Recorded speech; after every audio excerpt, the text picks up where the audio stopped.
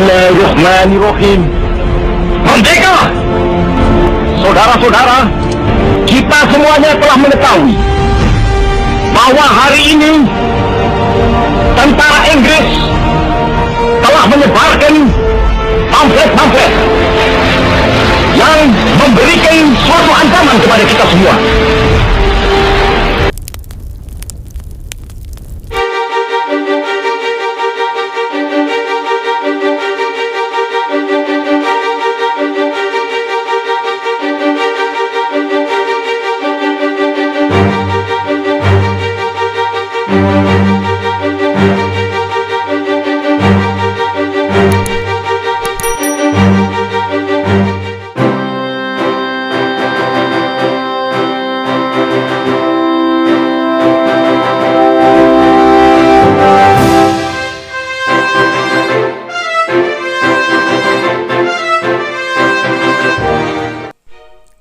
Sejarah Bung Tomo dalam memperjuangkan bangsa Indonesia begitu dikenal.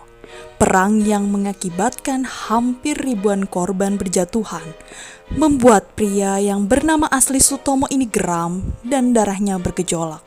Bung Tomo menjadi inspirasi perjuangan mengusir penjajah dan mempertahankan kemerdekaan Indonesia, sehingga namanya selalu diingat pada momen Hari Pahlawan Nasional tanggal 10 November. Bung Tomo lahir dengan nama Sutomo pada tanggal 3 Oktober 1920 di Kampung Blauran, Surabaya.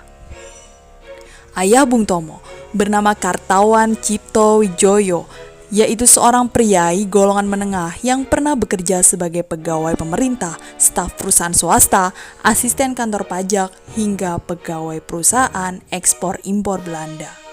Kartawan mengaku mempunyai pertalian darah dengan beberapa pengikut dekat Pangeran Diponegoro.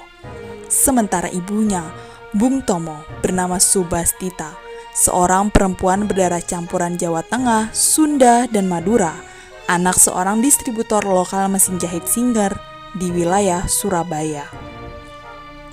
Bung Tomo merupakan sulung dari 6 orang bersaudara.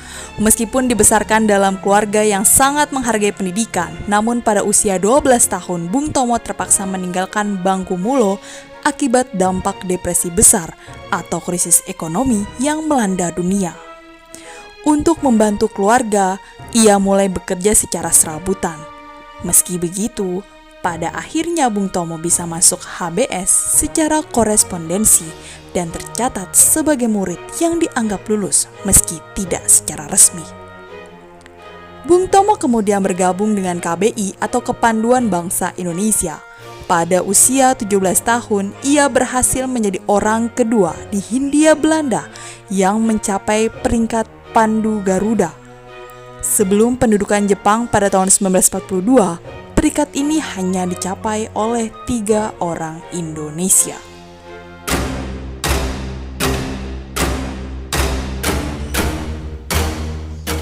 Bung Tomo muda lebih banyak berkecimpung dalam bidang kewartawanan. Dia menjadi jurnalis lepas untuk harian Suara Umum, harian berbahasa Jawa Express, Mingguan Pembela Rakyat, dan majalah Pustaka Timur. Pada tahun 1944, ia terpilih menjadi anggota Gerakan Rakyat Baru dan pengurus pemuda Republik Indonesia di Surabaya yang disponsori oleh Jepang. Bisa dibilang inilah titik awal keterlibatannya dalam pertempuran 10 November. Dengan posisinya itu, ia bisa mendapatkan akses radio yang lantas berperan besar untuk menyiarkan orasi-orasinya yang membakar semangat rakyat untuk berjuang mempertahankan Indonesia. Terlebih sejak 12 Oktober 1945, Bung Tomo juga memimpin Barisan Pemberontak Rakyat Indonesia atau BPRI di Surabaya. Meskipun pada akhirnya pihak Indonesia kalah dalam pertempuran 10 November 1945, namun rakyat Surabaya dianggap berhasil memukul mundur pasukan Inggris untuk sementara waktu, dan kejadian ini dicatat sebagai salah satu peristiwa terpenting dalam sejarah kemerdekaan Indonesia. Di masa revolusi, para pemuda menempatkan perjuangan mempertahankan kemerdekaan di atas kepentingan diri sendiri. revolusi menuntut pengorbanan segala-galanya, termasuk perkawinan sebagai kenikmatan pribadi. Tak heran jika mereka kerap jengkel melihat iklan-iklan perkawinan dan pertunangan di surat kabar. Sorotan pun dialamatkan kepada Bung Tomo, tokoh pemuda dan penyulut semangat pertempuran Surabaya ketika hendak menikah di masa revolusi. Muncul pro dan kontra. Ada yang menyayangkan mengapa Bung Tomo tidak konsekuen dengan janjinya untuk tidak menikah sebelum perjuangan selesai. Sejatinya, Bung Tomo juga memiliki perasaan bersalah. Untuk itu, dia meminta izin dan persetujuan dari kelompok pemuda yang dipimpinnya, yaitu BPRI. Mereka kemudian berjanji tidak akan menjalankan hak dan kewajiban sebagai suami istri sampai ancaman terhadap kedaulatan berakhir.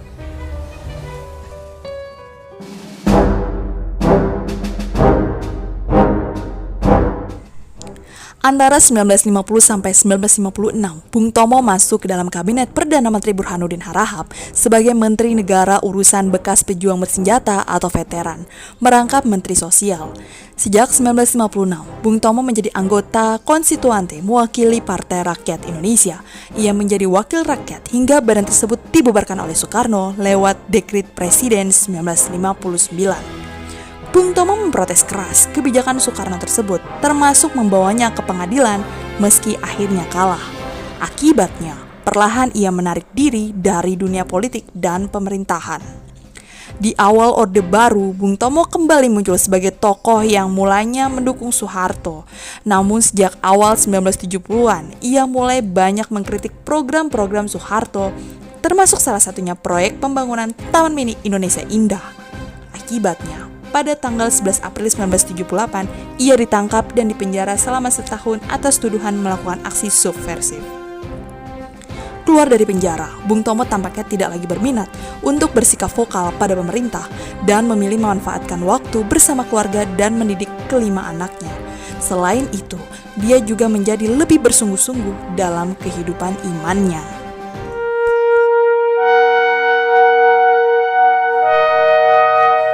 Bung Tomo, pahlawan yang membakar semangat rakyat dalam peperangan 10 November 1945, wafat di Arafah, Mekah saat wukuf. Ia wafat pada 7 Oktober 1981 atau 4 hari setelah hari ulang tahunnya. Sebelum Bung Tomo terserang dehidrasi akut akibat kelelahan saat menjadi pemimpin kelompok terbang haji dadakan, tak jarang pria pemilik nama asli Sutomo ini merasa kepalanya berputar-putar. Tapi Bung Tomo berkuku untuk tetap mengurus jemaah haji Indonesia yang sedang menunaikan rukun Islam kelima di Baitullah, yaitu rumah Allah. Di tengah kesibukan itulah kondisinya menurun. Ketika tak sadarkan diri, Bung Tomo akhirnya dilarikan keluarganya ke rumah sakit kerajaan Arab Saudi, Jeddah pada tanggal 3 Oktober 1981. Bertepatan dengan hari ulang tahunnya yang ke-61. Pada tanggal 7 Oktober 1981, Bung Tomo meninggal dunia. Jenazah Bung Tomo dibawa pulang ke tanah air. Sesuai wasiatnya, Bung Tomo tidak dimakamkan di Taman Makam Pahlawan, melainkan di tempat pemakaman umum Ngagel, Surabaya.